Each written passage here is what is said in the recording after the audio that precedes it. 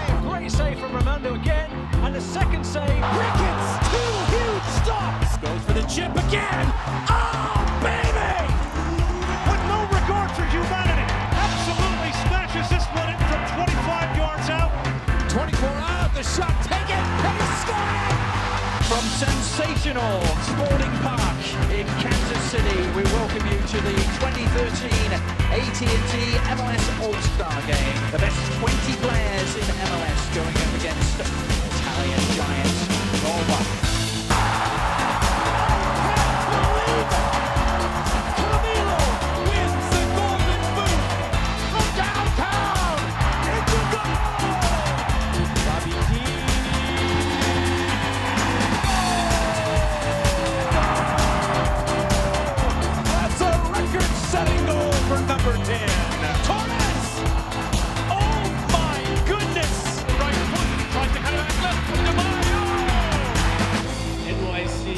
Has been awarded to the City of New York. Congratulations. It's my pleasure to welcome Orlando City SC as Major League Soccer's 21st expansion team. At the end of a fantastic career. His MLS career ends twice down. Real chance here, Williams, still at RCC! Has a go at it from great distance. He scores! Oh, sensational goal! Off the post and in. What a terrific goal! Hammer! Oh, goodness me, what a goal! Mike McGee, can he finish now? Welcome, Mike McGee! I'm thinking 3 years, 4 years, 5 years. That's the greatest goal I've seen. Supportership! Eastern Conference champions! Holding Kansas City against Real Salt Lake.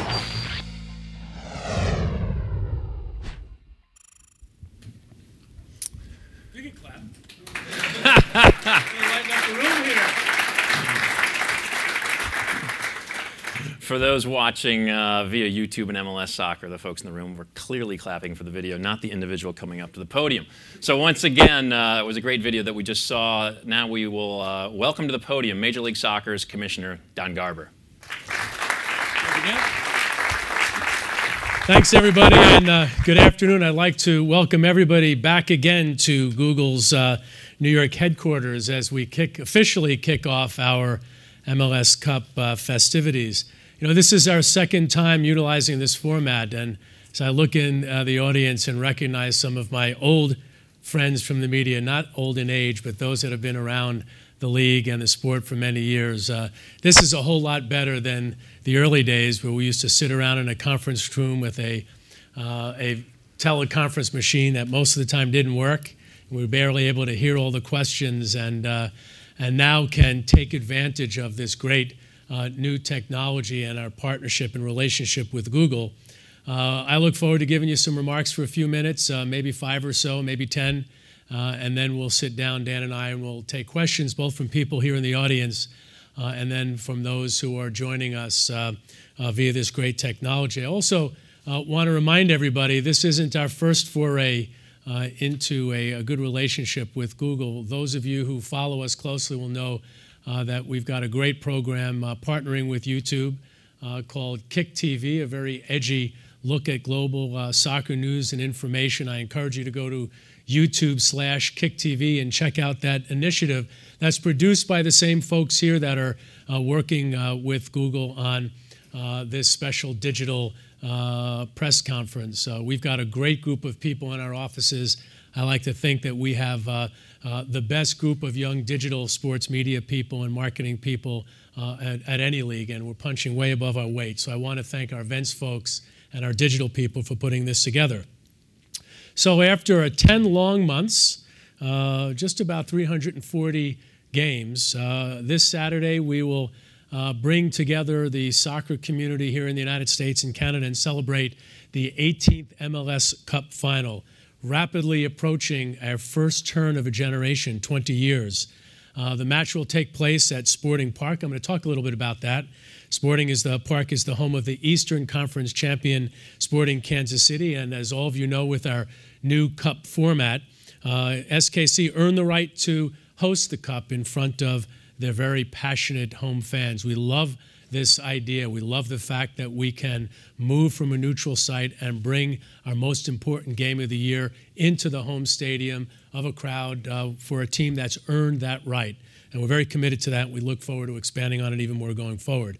The game begins at 3 o'clock local time. The game will be broadcast, as many of you know, has been for many, many years on ESPN and also on Unimas in Spanish language in the U.S., on TSN2 and on RDS in French language in Canada, and will be distributed in more than 130 countries around the world. So let me first start by congratulating our two Cup finalists. Western Conference champion Real Salt Lake is really one of the great success stories in Major League Soccer. Remember, this was an expansion team in 2005. It's their second trip to the MLS Cup. They were the champion in 2009. You might remember penalty kick shootout with the LA Galaxy in front of a massive crowd in Quest Stadium at that time in Seattle. Head coach Jason Kreis and his staff have really done an incredible job achieving great success on the field. They've qualified for 6 consecutive MLS Cup playoff berths. That's the longest active streak in MLS history. Think about that for a expansion team. Quite an accomplishment as well if you think about, and I think somebody might ask this question later on, how we're very focused on competitive balance amongst our clubs. So even with all of the competitive balance that we have, Salt Lake has been able to be successful every year since they've been in the league. They're also equally successful off the field. We all spent a lot of time working in that market, a relatively small one, getting a stadium built, trying to convert this great game that was very followed globally in that market into one that really believed in their local team. They built Rio Tinto Stadium in Sandy. It's an absolutely spectacular environment, and whether it's MLS games or international matches or World Cup qualifiers or the recent near sellout for the Lamar Hunt U.S. Open Cup final, Salt Lake's a great market. We're very proud of everything that they've done. My congratulations to Deloy Hansen, to the rest of his ownership group and his staff for a terrific 2013. This is Sporting Kansas City's 3rd appearance in MLS Cup. They won in 2000. Amazing success with them as well, on and off the field. We saw throughout the past number of years that this is a team that really has figured out how to get it right. They figured out how to get it right on the field, and they certainly have convinced us and everybody in the North American soccer community that Kansas City is one of the great soccer towns in North America. Their ownership group, which is very committed and embedded in the community, Cliff Illig, Ram Heidemann, Neil Patterson, and the rest of their partners, have elevated the stature of the sport in this region to unforeseen levels, things that we probably couldn't have dreamed of years ago. And it started really with the development of Sporting Park. It's widely considered as one of the great soccer stadiums of its size anywhere in the world. If you haven't been there, you got to go, whether it's an MLS game or it's an international match. It is a very, very special building. We're proud of them. We're proud of everything that they've done to build the sport in their market. The Eastern Conference Championship game 2 weeks ago was the club's 35th consecutive sellout. Think about that from where we were years ago. Saturday's MLS Cup sold out in a matter of minutes. For those of you who won't be at the game on Saturday, we encourage you to watch it on television. You'll see a home crowd that truly loves their team.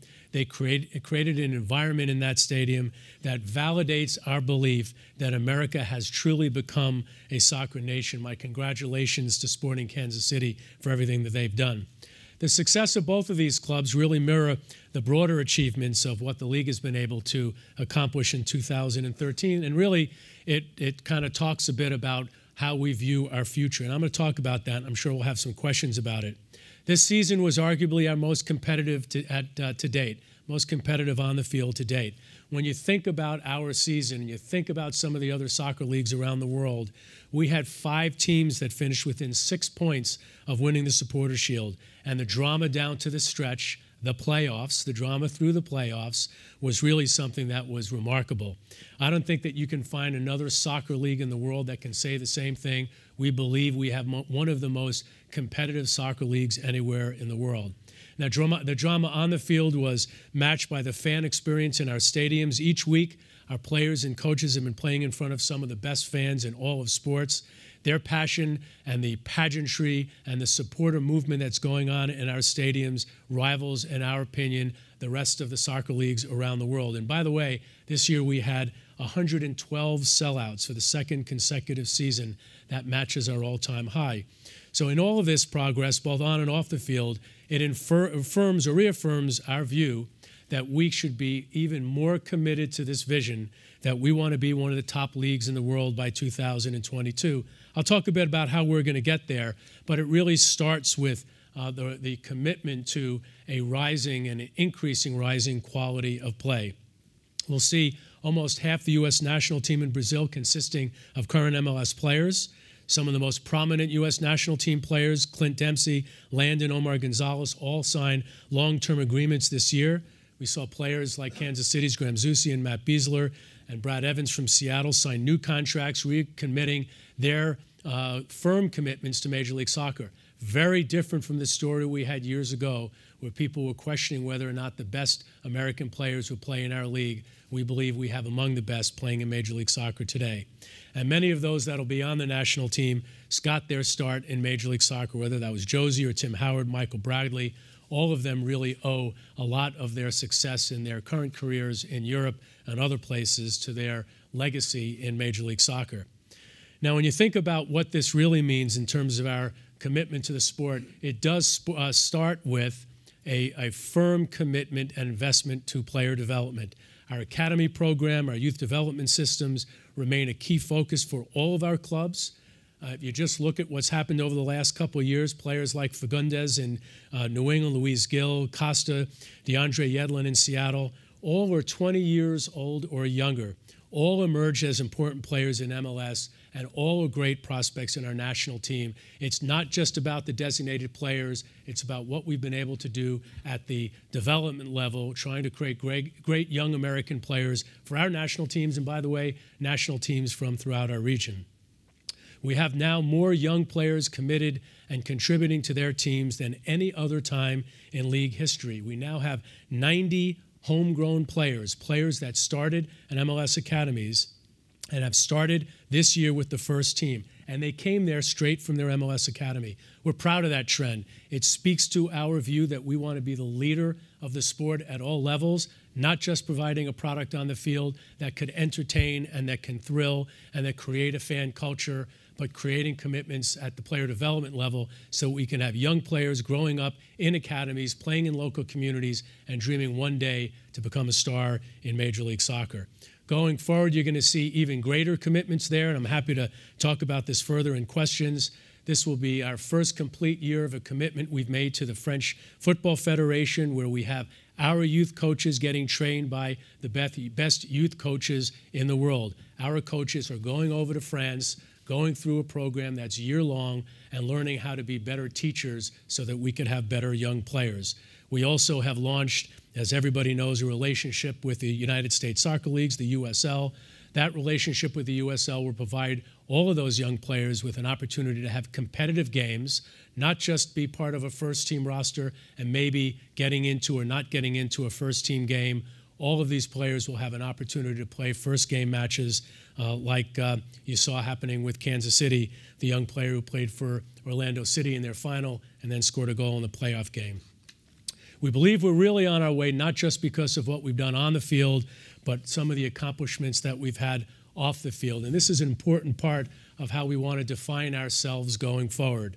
We feel really good about our attendance. We feel really good about our in-stadium environments, but we're particularly proud of the commitments that our clubs and our players have made to community service.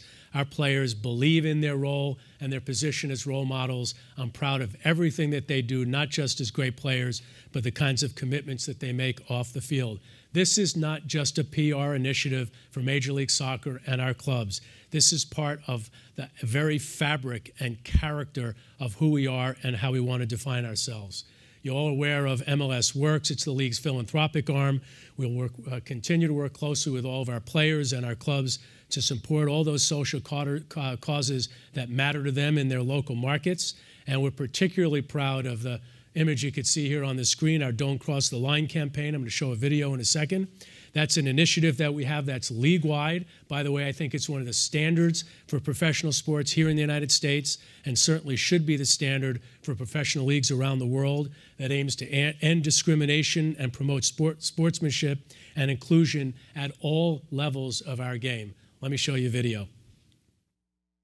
Don't cross the line. Don't cross the line. Soccer is a team sport. Players, fans, coaches, parents, kids, we're all united. When we play together, we win together. We're part of a global community. Whatever your age, race, gender, sexuality, or ability, everyone is welcome. We draw the line at discrimination or harassment of any kind, on and off the field. Don't cross the line. Don't cross the line. Take a stand for soccer. Don't cross the line. So I want to thank all those players that participated in this program. And many of you know that we had Roma that played in our All-Star game, which took place in Kansas City. And Roma had some off-the-field issues earlier in the year. Roma participated with our MLS Works program, Joanne Neal, who runs that program, and they launched this program with Serie A and with Roma players, Michael Bradley being one of them, to try to spread some of the positive messages that this great campaign can do to hopefully try to change some of the behaviors that unfortunately have been a negative part of the sport in certain parts of the world.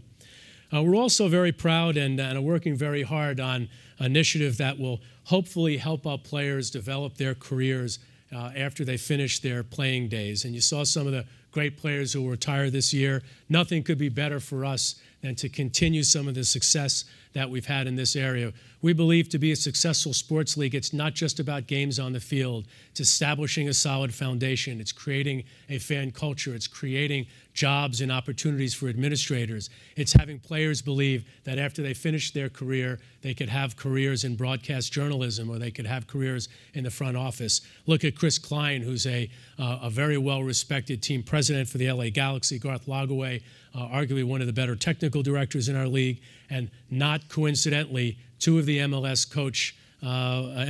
Cup final coaches, Jason Kreis and Peter Vermees, well, great MLS players, had terrific players, careers in our league, and also are thriving as coaches in Major League Soccer. It's an important part of what we're trying to do to be a very valuable engine to grow the league. We also believe that we're on our way to achieving our goal because of the passion of our fans. And this is a relatively new dynamic, this concept of a growing fan-supporting culture. Frankly, it's relatively new in Major League Soccer. It probably is about 5 years old. See a bunch of Red Bull folks here in the audience. Nothing like going to Red Bull Arena and seeing what they have going on in their stadium, creating an atmosphere that can turn a casual fan into a passionate, committed soccer supporter. It's a new dynamic. It's one that is totally real. It's 100% authentic, and it provides the league with a real point of difference against some of the other soccer leagues and pro sports leagues here in North America. Supporter relations, a new department in Major League Soccer, a new era because supporters are really a new phenomenon in our league, is going to be a big part of our focus in the years ahead. The true badge of honor of being a real soccer supporter is driving your team forward without belittling the opposition of your game officials or belittling the opposition of the players that are on the field. MLS has a code of conduct where everyone attending a match has the right to expect an environment free from hatred, violence, or excessive and organized profanity. We call on all of our supporters to embrace and bring life to this code, to show the world that MLS is not only the most competitively balanced league in the world, not only a league that has the most passionate fans, but also is a league that has fans that are unrivaled for their positive and zealous support for their home team. So I call out to all of us watching throughout the internet, and those are the folks here in the room. Let's get behind this very important initiative. We also believe that we're on our way because we have an economic model that is admired globally. You wouldn't be surprised to know that when we travel around the world, many of the soccer teams, many of the soccer leagues ask about how is MLS structured and how could they have a structure that ensures that every fan knows that every one of their teams has an opportunity to win their cup final in any given year, to know that every owner has an opportunity to have a successfully and financially viable business. These are things that aren't necessarily a key part of the culture of soccer leagues around the world. It is a very, very important part of our culture. It's why MLS has been able to succeed for the last 18 years. As many of you know, the league was set up to ensure long-term stability and success. We're now the longest-running Division I professional soccer league in American history. And during the course of these 18 years, it hasn't been easy. Frankly, it's been pretty tough.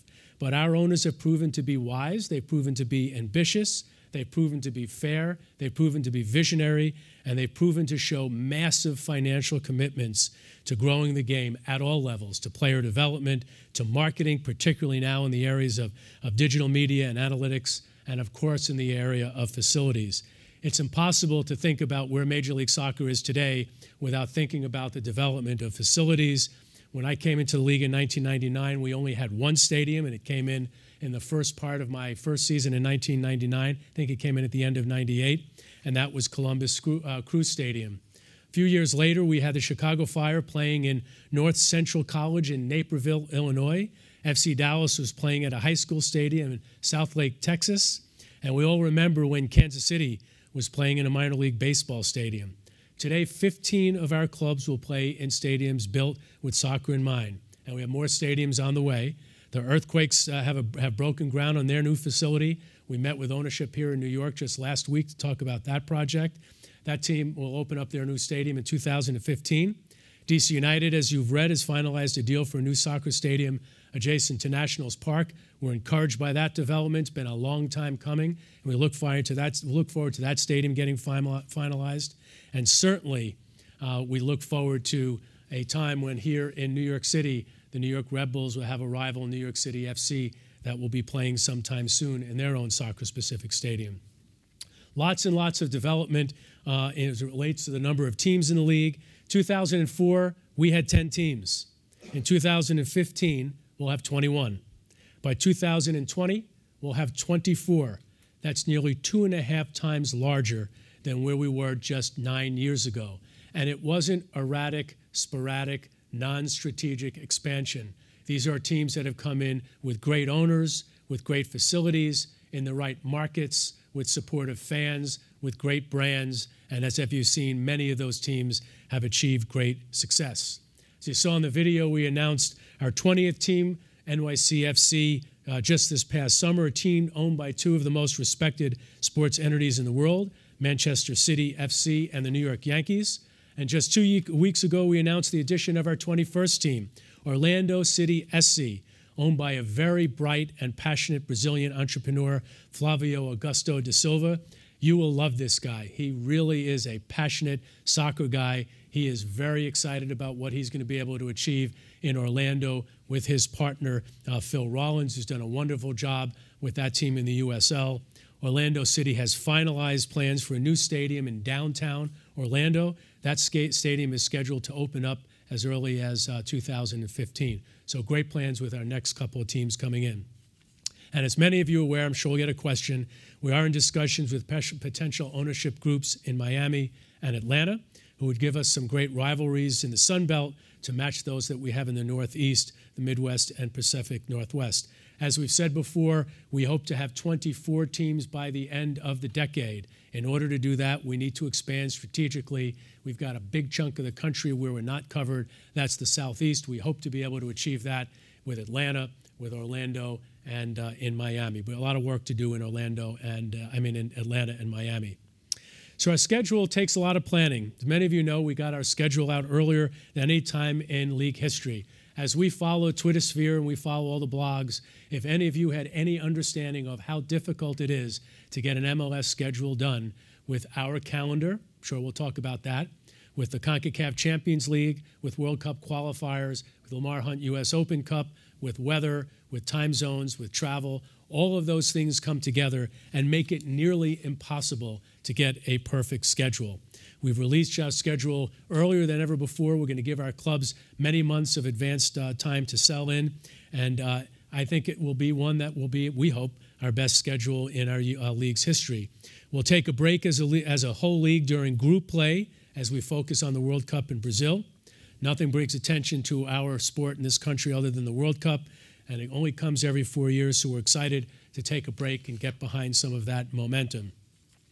We're also very proud of the progress that we've made as it relates to some of the things that have happened on our fan base growth. Our mission over the last couple of years was to be the league of choice for fans, for players, for administrators, and others as we go to try to be the place where people go. We want to be their destination point. In order to be that destination point, we've got to have the right players, and we'll continue to make commitments on that front. We need to have the right facilities, and as you've seen, we'll continue to make commitments on that front. We need to have the right media partnerships. Our broadcast agreements are up after the 2014 season. We're encouraged by the discussions that we've been having, but we have to have the right partnership with media partners. We need to continue to engage in the digital space and make more and more commitments to understanding our fans and getting behind analytics and understanding how they think and how perhaps they behave so that we can feed all of their passions. All of this, we hope, can be connected in ways that we could at some point soon achieve this vision of being one of the top leagues in the world. So with that, I want to thank all of you for your support, not just the people here, but all of you that are watching via YouTube, Google+, and MLSsoccer.com. This was a great year for Major League Soccer, but our best years are still ahead. We feel good about the accomplishments that we've had over the last 18 years, but I do believe our best years are still ahead of us. So with the support of great owners, with a very, very committed staff, with players that truly believe in our league and helping to build this soccer nation, and with fans that we truly, truly thank and believe in. I want to thank them for all of their support and showing America and showing the rest of the world that this country can really love this game and embrace it in ways that can really be the envy of the rest of the world.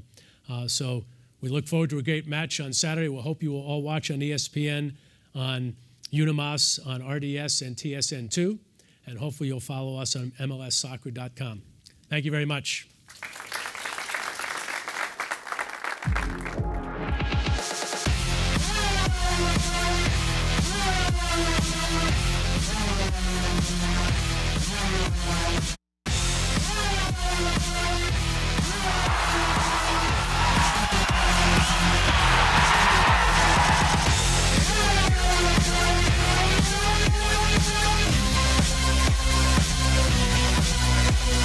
MLS Cup, live on ESPN, Saturday, 4 p.m. Eastern.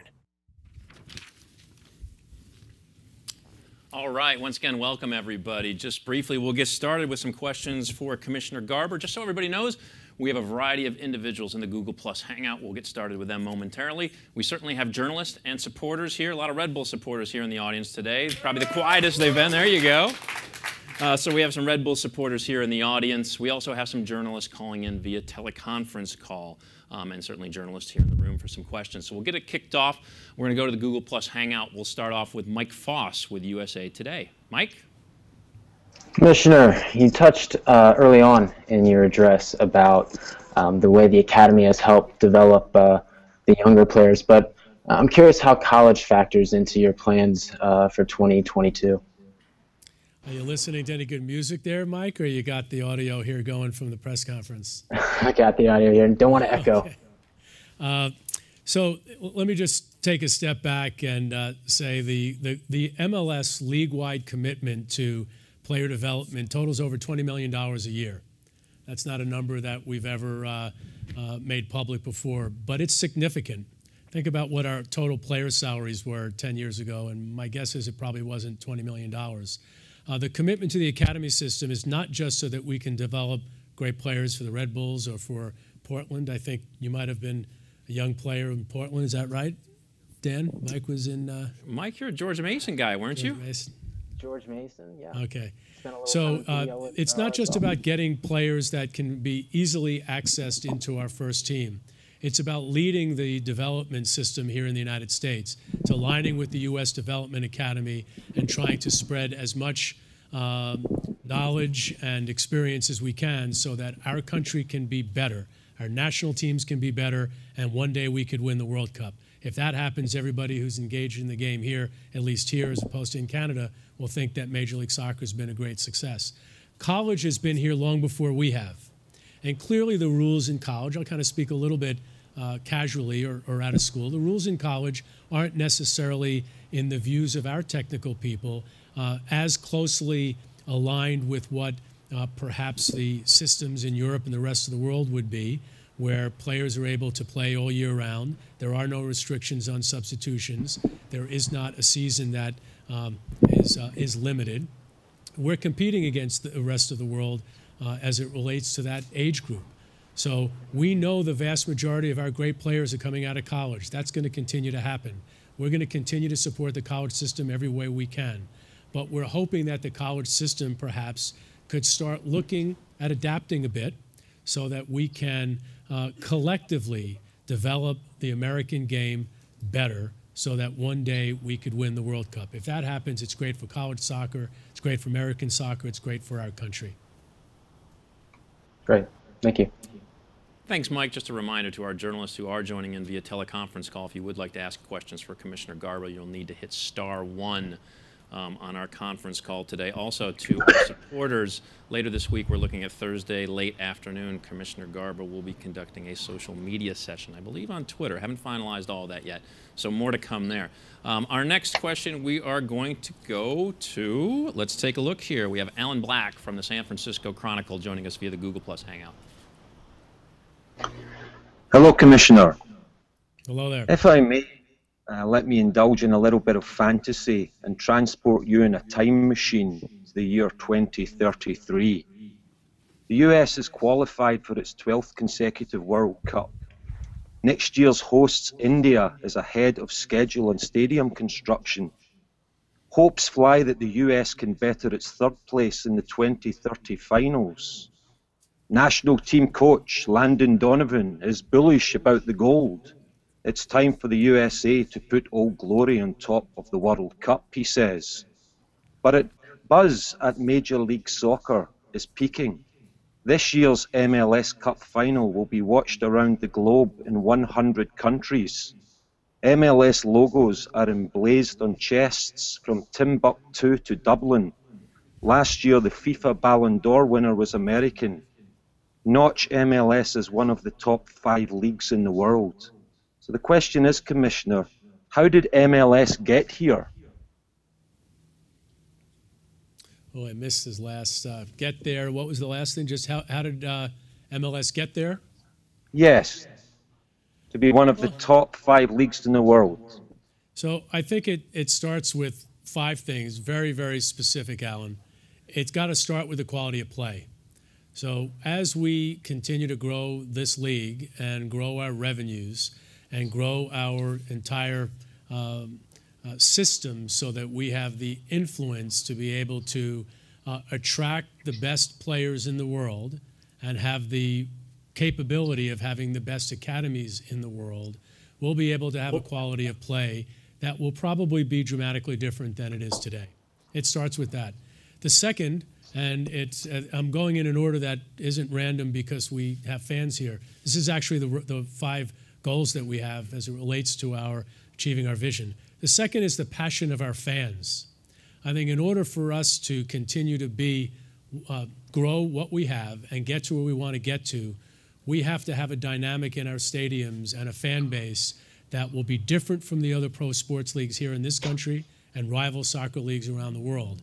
And because we'll be developing it from scratch, we'll be able to have the kinds of relationships with our fans, which might be more interactive, might be more productive, might have more situations like Seattle where maybe the fans are voting for the general manager in every market, might have them engaged because of social media and the way communications changes in a lot of the thinking that we have. And by embracing this movement, if you will, we'll be able to deliver a passionate fan base that will be valuable. That value, again, will allow us to invest more in player quality. The third is the relevance of our teams.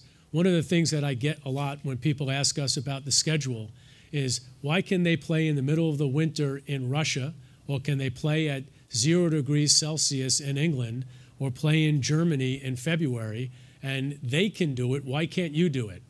Now, average temperature, we think, in Kansas City will be somewhere about 15 degrees on Saturday. I think we'll have a sold-out, just an exciting crowd, and it'll be terrific. We need to be able to have teams that are so relevant, so important, that they'll be able to deliver that 12 months a year, and frankly, we'll be able to have a calendar that will be able to align with the rest of the world. We don't think we're ready for that yet. The fourth is call it the value of our enterprise. In order for us to get to where we need to get to in 2033, if you said, we need to have an enterprise that makes sense. It can't just be about 1 or 2 teams. It has to have all clubs, all markets, successful, however we define success. I think most owners would probably define that as financial success. So at least those are 4 of the 5, because I probably can go on for 15 minutes on it. We can do all those things. Landon will be lifting the trophy in India in 2033. Thank you. All right, we'll continue with the Google Plus Hangout. We're going to go to Jamie Goldberg with the Oregonian up in Portland. Jamie? Hi, Commissioner. One thing I was wondering, the TV ratings have continued to lag behind the fan base that's actually showing up for the games. How do you see that as the league being able to change that going forward? You know, it's a good question, and it's one we think about a lot. I'd call it a short-term issue as opposed to a long-term issue. In order to grow your television ratings, you got to grow your fan base first. We've been growing our fan base. We've got to find the way to have a partner that gives us the right schedule, that gives us the right promotion and marketing, that is embracing us in ways that will allow us to have our programming be valuable and be a priority both for the broadcaster and for our fans. If we are able to achieve that, I believe our television ratings will go.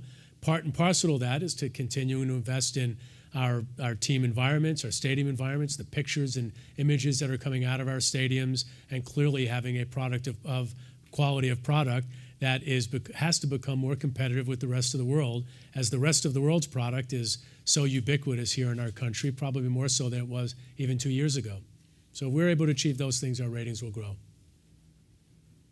Thank you. Thank you. Thanks, Jamie. We're now actually going to go to some of our journalists here in the audience. We've got a handful of very familiar faces. Jack Bell with the New York Times, Chris Bauta with the Sports Business Journal, Kyle McCarthy with Fox Soccer, and then Graham Parker with Grantland. So we'll kick it off with Mr. Bell in the front row.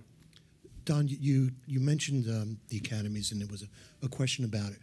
I'm curious, why do you think that it's one of the league's prime missions to develop young American players, young players, period?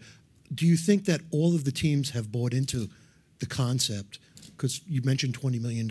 That's a lot of money to spend on developing players. And how many impact players do you think will come out of that? If Major League Baseball is any guide in this country, teams have a dozen or more minor league teams. And if they get 1 or 2 prospects out of that, it's considered successful. It's also very, very expensive. Well, it is expensive, Jack, and I threw the number out because I think it's time we shared with the world the commitments that Major League Soccer's owners are making to the sport. It's not just about the games you see on Saturdays and Sundays and Wednesdays. It's about all the things that people aren't going to see today, but they're going to see tomorrow. If we're going to be one of the top leagues in the world, we've got to have more of a soccer culture at all levels here in this country. And we have to help the U.S. Soccer Federation have better players. And it's a national governing body. It's doing an amazing amount of work with their development academy. Sunil and Dan Flynn are committed to this. It's really their #1 priority. I think they're doing a great job. But if you look at what happened in Germany and how Germany went from a viewed failure on the international stage, got together with their league and leagues, frankly, it wasn't just the top league, sat down with their FA, changed some of the way they thought about it, and now not only is Germany continuing to be a real world power on the international stage, but the Bundesliga is viewed as the top professional league in the world. So they're part and parcel. I think we win, Jack, on and off the field if we're developing better players. There is a question as to, is it the right amount of investment and when does that pay off? Josie Altidore was sold by the Red Bulls for $10 million. So 1 or 2 good players, it does make economic sense. We're not in the business, as you well know, of developing players to sell them. We want those young kids, for goodness, to be on MLS 36 on NBC and having a kid dream to try to be that guy. And in order for that to happen, he needs to be on ESPN or Univision on American television or in Canadian television if there was an analogous situation up in Toronto. So the best way to answer it is I believe it makes sense. We've got to find a way that the economics start delivering sooner as opposed to later. And I absolutely view it as our role to be a leader in this area. If we don't do it, who will? All right, we'll go to our next question, which is Mr. Chris Botta. Hey, Don. Hey, Don. How are you guys? It seemed very telling that in such a public event like this Google event that you had a map on an expansion, and it mentioned it had arrows for Atlanta, San Antonio, Minneapolis, and St. Louis. I'm making the leap that Miami is joining your league shortly. So does that mean those other 4 cities are, they're the 4 finalists for the remaining 2 to get you where you want to be in 2014? Well, I didn't see that chart before it went up, and I didn't see it when I was talking. So Dan, I ask you. I got to check with the chart maker. The best way, Chris, it's a fair question. I'll go through the list. We're making progress in Miami with David Beckham and his partners. We are mindful of the challenges that we had in Miami when the league had the Miami Fusion. We're mindful of the challenges that have existed in that market throughout soccer history. That being said, we look at what Relevant Sports and Matt Higgins and the guys at the Dolphins have done with their international friendlies, and frankly, they're widely successful. They're doing a great job, and I think they're proving that that market is changing. The Miami today, demographically, socially, politically, is very different from the Miami of 2002 when we folded the Miami Fusion. So we believe Miami could work if we get the right stadium situation. We don't have that yet. And if we're able to get David and his potential partners to come together and create the kind of ownership group that would rival the ownership groups that we have from a commitment perspective in Major League Soccer. That is still to be seen. Atlanta, we are making progress with our discussions with Arthur Blank and the Atlanta Falcons. Arthur's been to a number of big events very quietly. That's kind of the way we like to do these things when we're going through this process. Atlanta is a very changing market demographically. It's a big market. We need to be in the Southeast for all the reasons that I've mentioned. And I think if we can continue to advance our discussions positively with Arthur and the Falcons, we hope to be able to get a situation finalized. So that could potentially be our second team, Orlando being the first. Maybe Atlanta or Miami would be the second or the third. That only leaves us a couple extra spots if we are, in fact, going to stop at 24 by 2020.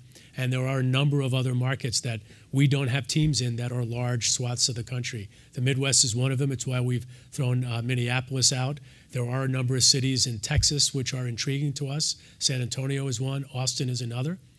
So there are lots of. St. Louis is a market that, again, that same group of soccer promoters have done a great job selling out big events in St. Louis. It's the birthplace of soccer in America, from what I've been told.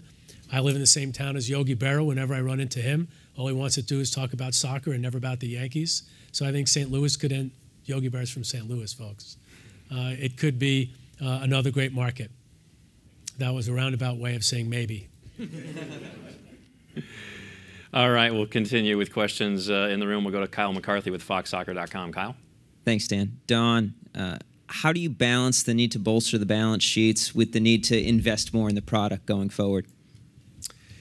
Well, you know, it's a tough, it's not linear, Kyle. I mean, it really is, it's more an art than it is a science. It comes down to what I think is a legendary investment and commitment that our owners have made to try to build a sport, not just for today, but for generations to come. And in order to do that, you need to continue to invest so that our product quality grows with more competition here, but also with a more sophisticated fan base. And then that's got to be married with the realities of our economics. Major League Soccer still loses money as an enterprise. And we've got to find a way that we can get closer to being a break-even enterprise, because it will never be able to have that goal of being an economically viable business if for the next 20 years we lose money.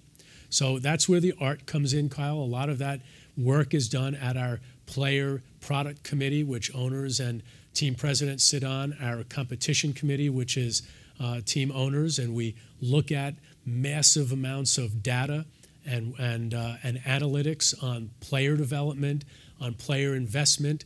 We disclose is the wrong word, we shared with the public earlier this year. Todd Durbin talked about an initiative we had, a core retention fund, where we were investing money and trying to keep guys like Omar in the league, keeping Matt and Graham Zusi in the league, trying to provide funds that are strategic for our teams to be able to do things that might not make economic sense. That's the beauty of the league single entity, is that we could take a step back and think about what kinds of things do we need to do strategically to grow the league so that we could achieve our ultimate goals, even if it requires investment. And that's where the art sort of comes into play. I wish it was easier, frankly. I wish a broadcaster would pay us $1 billion. That would be really easy.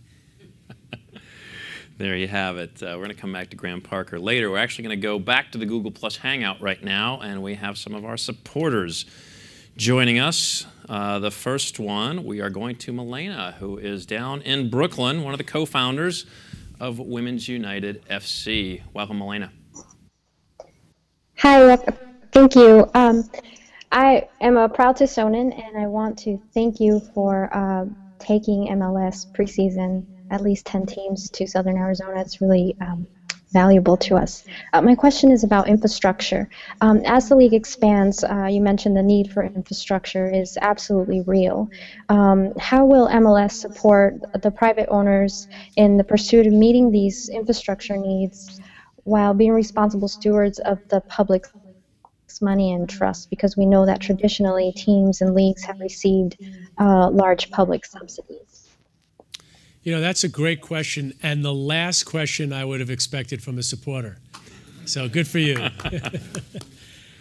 Boy, so we spend a lot of time on this, Elaine. I myself and Mark Abbott, who's one of the founders of the league and the deputy commissioner, spend a great deal of our time with the public sector. You can't imagine the amount of time we spent in Orlando trying to convince the governor, to convince 2 county commissioners that their investment in a stadium for Orlando City SC would be a good return on their investment. Unfortunately, we can't say, if you don't build it, then our team will leave, or it would be damaging to the culture or social fabric of your community. We have to provide value. So we have history that we sit down with the public sector and we say, the average number of jobs to build a stadium is 600 jobs. There are over 2,000 people that are employed part-time or full-time that work for an MLS team or a stadium throughout the year.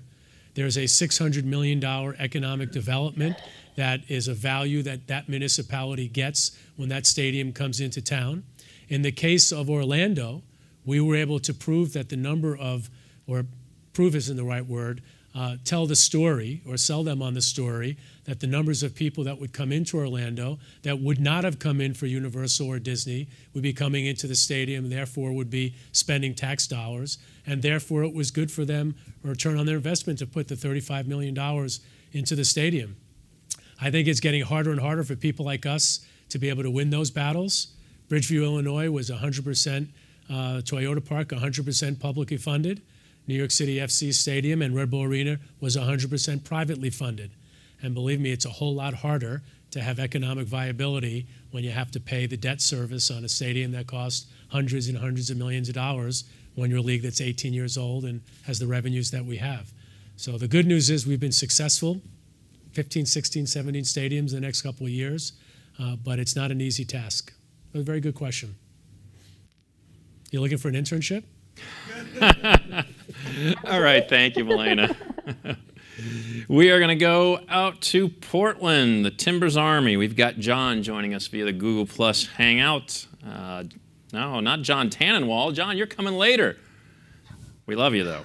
But we've got John Ryan joining us from Portland on the Google Plus Hangout.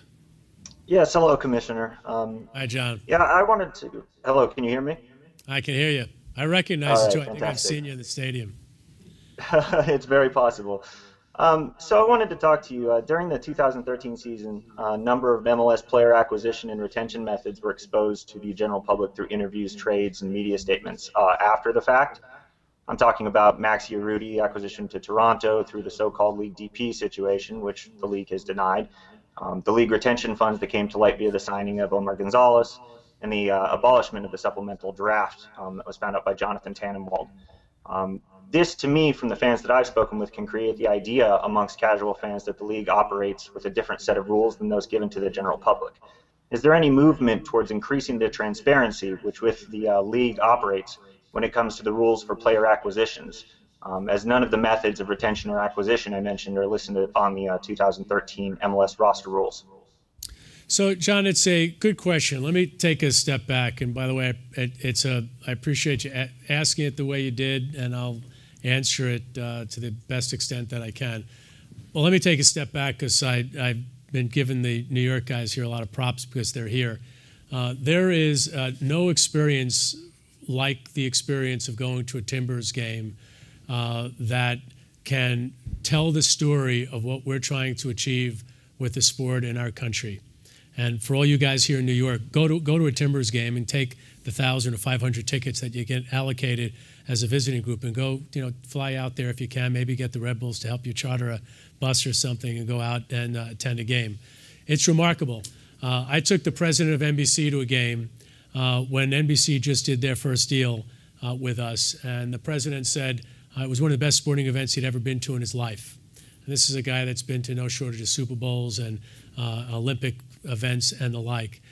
It's a big part of why MLS is what it is today, and the Timbers Army have a big part of that. So part of what comes with that for us, John, is a sophistication from a fan perspective that really didn't exist in the past. So as we're developing as a league, the league has to adopt the way it operated because we have fans that are just more closely connected to how we operate than they were in the past. So in the past, we had lots of rules that we put in place because we needed to have the league succeed. Some of them were things that we believed were the right competitive moves. We would never do anything that would place one team at a competitive advantage over another, but it just wasn't something that was part of our DNA to open up from a transparency perspective all of the rules of the league. We're in the process of doing that.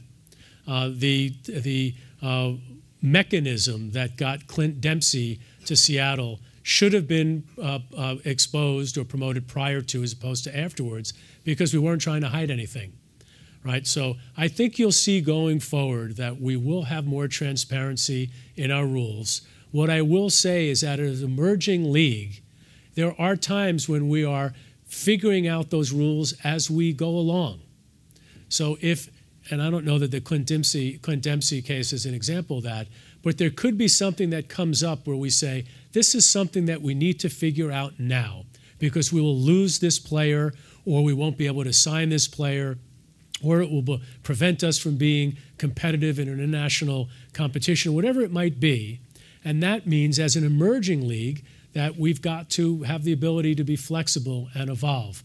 I will say that there is an emergence of our complex system that has almost a culture of people who are beginning to be experts in it, like they are in the NFL, and they're called capologists. The NFL system is very, very complicated. Not every fan knows it, and there are 32 capologists that really know it. We had our first capologist, Tim Bestachenko, leave the league office. He was one of those guys behind the curtain that knew all these rules, and he was just hired by Toronto FC to help them navigate it better. So the best way I could answer it is there's no insidious plan. There's no desire to hide behind any artificial system. There will be more transparency going forward, but we have to accept, I asked our fans to accept, that at 18 years old, we are still evolving, and we are still doing some of this stuff on the fly. It's the best way I can answer it very openly. Thanks for your support, though. He looks mad, doesn't he? All right, thanks, John. We're actually going to transfer over to our conference call now. We have some journalists who are coming in from various parts of the country or countries, because we're scheduled to have Michelle Kaufman with the Miami Herald, Neil Davidson with the Canadian Press, Ron Blum with the Associated Press, and Ivis Galersep with Goal.com. So we're going to go over to our conference call line and hopefully bring in from South Florida, Michelle Kaufman. Michelle, are you with us? I am. Can you hear me? We can. I bet you have no idea what I'm going to ask about. It's ask away. I think I got the answer. And I don't even know the question. I have a little bit of a specific question. David Beckham was quoted last week saying that he hopes to have an announcement by the new year. And everyone down here, you know, every single word that he says now, people down here are buzzing big time. I'm just wondering if there is a timetable, is there any kind of meeting with the Board of Governors set, or are they still exploring the stadium issues and we're not at that point yet? Well, I would say more the last statement, Michelle, though we are going to have a board meeting, and I'll kind of answer it in order.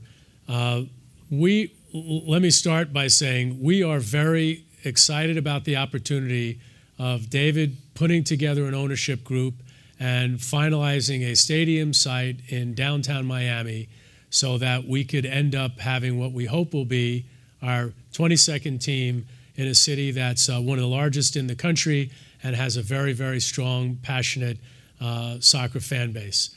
But there's a lot of work that needs to happen. Part of that is continuing the discussions that the ownership group, Simon Fuller and David, have been having with the city regarding the port site and potentially other sites. We can't go to Miami without the right stadium solution. David understands that. The city understands that. That is an indisputable fact. We can't have different rules in Miami that we've had in any other city. We are having a meeting with our board on Friday. This will be a key subject at the board meeting, but they're not coming to that board meeting with a specific proposal that we would be asked to approve. So I've been spending a lot of time down there quietly, so we've been able to avoid you, even though we do love you. We hope to be... I can't believe you don't invite me in on these meetings. And we hope that they're able to put together a plan that that we can approve. We think it's a great opportunity.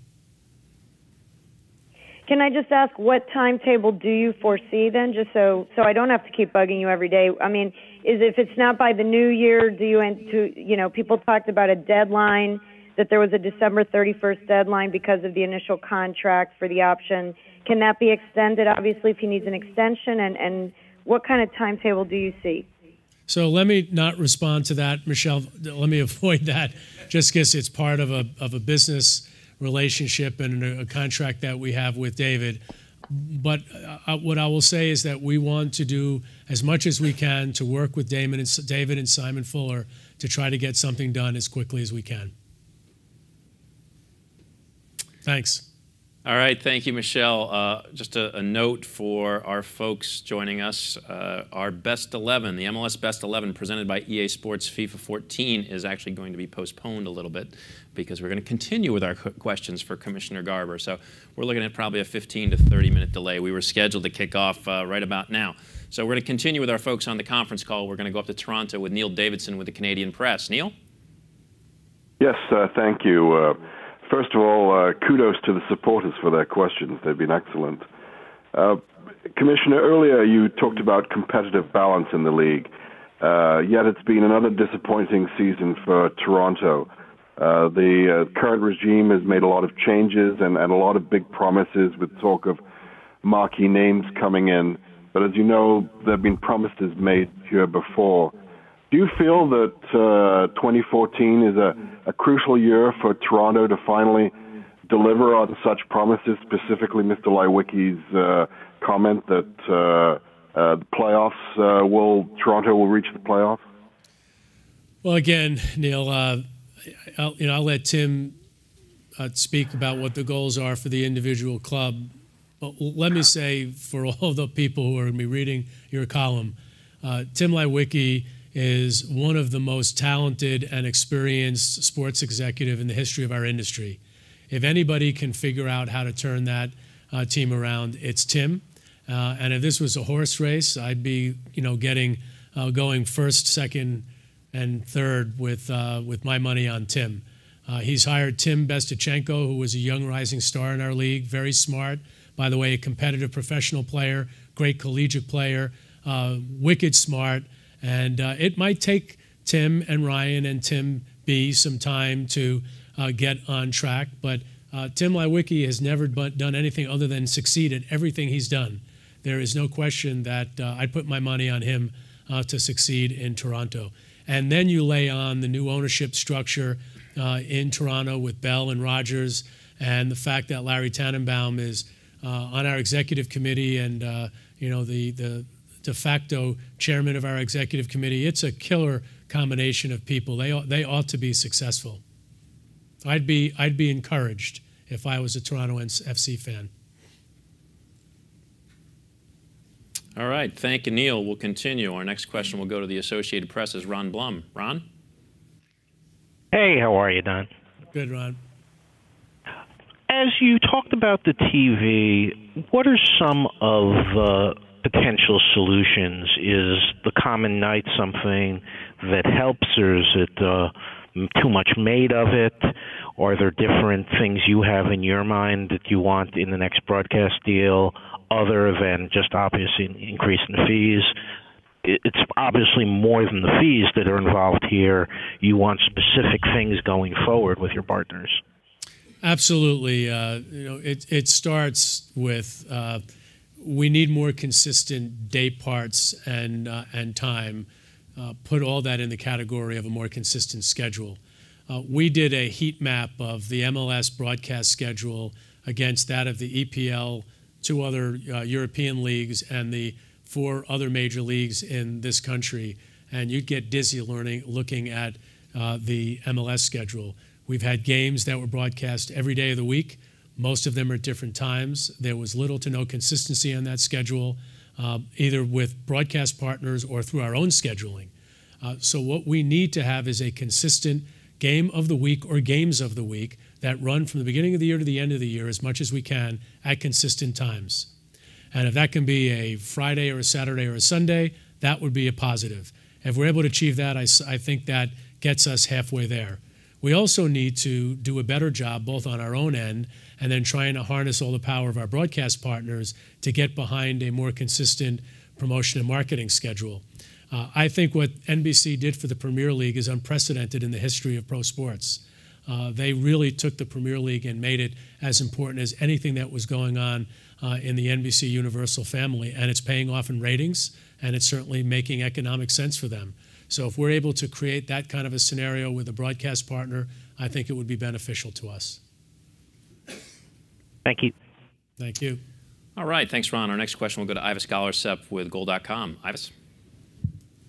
Don, I have a couple of expansion questions for you real quick. As far as Miami goes, sounds like they're pretty close. What's still standing in the way as far as Miami?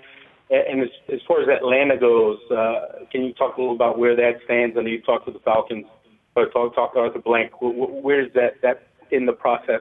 How close do you think you are there? Well, again, Ivis, I don't want to handicap them per se. We're making progress in both of those markets. I wouldn't say we're close in either of those markets.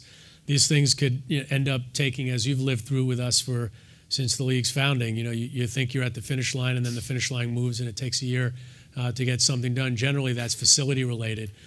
In Miami, we can't do anything until we finalize the stadium plan. We've got a great guy in David, who, by the way, those of you who remember him as a player, he is a very bright guy. He's very focused. He's a great business person. He's got a great business partner in Simon Fuller, founder of American Idol and Dancing with the Stars. And if you put that together with a great facility plan and another economic partner, I think we could have a formula for success. But we're not there yet, but we hope to be able to get there soon. With Atlanta, we have finalized the stadium situation there. We've been working on a downsizing technology that we think would be unique. It would be the only one of its kind anywhere in the world. We've got to continue to work hard with Atlanta to see if this whole project makes sense for them. But I am encouraged by the discussions and hope to be able to finalize something. Good. Just a quick follow-up. Team 24, let's just say your Southeast plan works out. You get Miami, you get Atlanta. What's going to be the key for a market to win that 24 spot? And I know there's a few markets mentioned, San Antonio, Minneapolis, you mentioned Austin, St. Louis. What do you think is the biggest key for a market hoping to land that 24th spot? You know, it starts with the ownership group, and then it moves from there to a downtown stadium. It's really very simple, Ivis. The downtown formula has been working for us. And it is hard to imagine that we would go into a market where we don't have that scenario, though certainly with Sporting Park, which is not downtown, though it is in a very high-trafficked area. You know, it's not an absolute, but whether it's Minneapolis or St. Louis or Austin or San Antonio, all the potential stadium sites, and I say potential because we haven't even begun to look deeply in any of those markets, all of them would be within the urban core. All right, thank you. Thank you, Ivis. We are going to actually conclude with two gentlemen who are joining us via the Google Plus Hangout, and then Graham Parker, who I mentioned earlier, and also Mark Fishkin, who's a Red Bull supporter. We are going to actually chat with you offline because we respect our players who are joining us for the Best 11, and we don't want to have them wait too long. So, with that, we're going to go to Jeff Krause. He is coming in from Chicago. Jeff, you're on. Thanks, Dan. Commissioner, there's been a lot of discussion in the closing weeks of the regular season regarding flex scheduling. Given that the last two seasons came down to the final day of games to determine playoff teams and placing, is flex scheduling something that the league's looking at to try to boost TV ratings? That's a great question, Jeff. We'd love to be able to achieve that. Now, look at how flex scheduling works in the NFL. The games are all taking place on Sunday, so all they're doing is taking a game away from a regional broadcaster and putting it on the network. So it's an easy, moving the time perhaps. If we were to have a Friday, Sunday schedule, and I'm not saying we're there with that, but just pick those as two dates, days of the week, and you were going to move a game from Sunday to Friday with our schedule in terms of playing games on the weekend and then Wednesday and then Saturday again when we have teams that are in the Champions League, it borders on almost being logistically impossible. That being said, we've got no shortage of brainiacs working with algorithms and computer models. All this stuff actually has to happen at that level. All of the different factors go into a model and try to spit out calendars and schedules that hopefully will work. A flex opportunity is something that we put into one of those variables to look at for 2015. Just don't know whether we'll be able to achieve it. If I could ask a follow-up question to that, looking again, talking about the end of the season, the last day of regular season, if you look at Premier League a few years ago, when Manchester United and Manchester City were kind of fighting for the title, you know, it literally came down to stoppage time. Is that another thing that maybe the league is looking at, is to align those final day game start times to try to give it a little bit more of, you know, kind of capitalize a little bit more on that that excitement of the final day of the season? Another guy that we might be able to employ. I don't know what you do for a living, Jeff. The answer is yes. We're trying to figure that out. Nelson Rodriguez, who runs competition for us, has been trying to figure out a way to manage that the last game of the regular season, some of our playoff matches would all be concurrent, so that you would have the ability of capturing some of that drama. Haven't figured it out yet, though. Thank you. Thanks, Jeff. Before we wrap it up with Jonathan Tannenwald, just a reminder, we will have the Best 11 presented by EA Sports FIFA 14 Following this, almost immediately, we'll be kicking off with Jimmy Conrad as the host. So we're going to wrap it up with Mr. Jonathan Tannenwald with Philly.com. Jonathan. Thanks, Dan. I'm patient enough. Commissioner, you mentioned the potential to move to a winter schedule at some point in the future earlier in your remarks. I think I heard you say right that you don't think the league is quite at that point yet. You also said you're looking for a television partner in your next round of rights deals that will give you, I believe the phrase you used was the right schedule. There have been some reports that discussions about moving to a winter-centric schedule have already taken place within the league and within the owners, especially in the context of those TV rights negotiations that are going on right now. What can you tell us about the discussions about moving to a winter schedule have been within the league? What your TV partners have said, both your current ones and maybe potential ones down the road? And I wonder what you personally as the commissioner, I know you talked about this a little earlier, but if you could expand a little bit more on what you personally would like to see. Thanks. Well, I'm not going to talk about any of our negotiations with potential broadcasters. So while I'm sure it would be intriguing to know that, those are discussions that are ongoing, Jonathan. So I'm going to have to take at least one portion of that and give you a big no comment. I will say that as a league, we have in the past looked and continue to look at a potential calendar shift. It's not called schedule change, call it calendar shift. And we went through a fairly comprehensive process this year looking at whether or not we could manage a schedule change. And I just want to put into perspective, I don't want to take too much time from the Best 11 because that's a big priority and these guys are all waiting. Some of them are even going to be playing this weekend. It requires us to move the schedule so it would start somewhere around February, and then it could conceivably end sometime at the end of May. We would have to take a break during the time when everybody takes a break, start up again sometime in July, and then play July, August, September, October, November, and December. End at December and then have a break from December to probably sometime at the end of February or early March, from 10 to 12 weeks. That, therein, lies the problem. It's not just about, are we going to play 3 more games in cold weather markets at an earlier time of the year? It's about what do we do with an extended break, because I don't care what market it is, we're not playing in February and in January in places like Toronto and Vancouver and places like that. That's where the rub is. We have not been able to figure out a way to solve the break and also figure out a way to justify moving those games out of the very valuable May and June time period into February and end of December. We will continue to look at it. I'll tell the group here, we looked at it more deeply this time around than any other time before. So you are right, we went through some fairly extensive discussions as a league to figure out if we could do this sometime in the future. It wouldn't have been for 14, but that's not something that we're going to do in the short term. All right. Thanks very much for all that. You bet. Thank you. All right. Thank you, Jonathan. With that, we're going to conclude today's Google Plus Hangout session with Commissioner Garber. We appreciate all of our journalists and supporters here in the room, and certainly those who are joining us via the Google Plus Hangout and also via conference call. And once again, stay tuned. We have the unveiling of the MLS Best 11 presented by EA Sports FIFA 14 coming up momentarily with Jimmy Conrad as your host. Thank you very much, everyone.